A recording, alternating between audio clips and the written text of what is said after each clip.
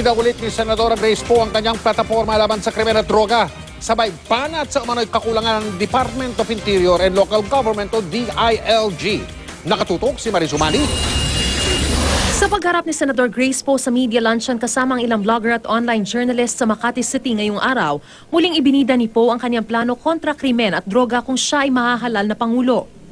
Ayon kay Poe, may kakulangan sa pagsugpo ng krimen sa bansa ang DILG. Walang tinukoy na kalihim, pero posisyon itong dating hinawakan ni Liberal Party standard-bearer Mar Rojas. Sa DILG, sana mas lalo nilang pinalakas ang Barangay Anti-Drug Council para hindi na tayo umabot sa puntong ito na maraming mga barangay ang apektado ng krimen at droga. Kahapon nag-ikot si Poe sa Surigao del Norte at Butuan. Sa Kabadbaran, Agusan del Norte naman isinagawa ang proclamation rally kagabi kung saan inendorso siya ng 8 alkalde sa Agusan del Norte.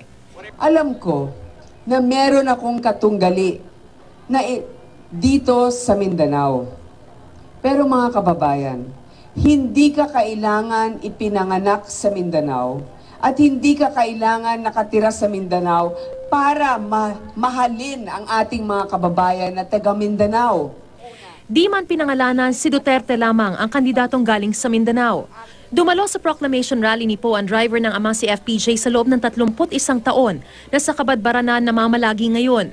Nakita rin ni Poe ang ilang kamag-anak ni FPJ na taga rito rin.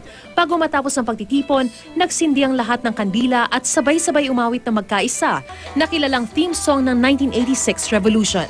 Mariz Umali, nakatutok, 24 oras.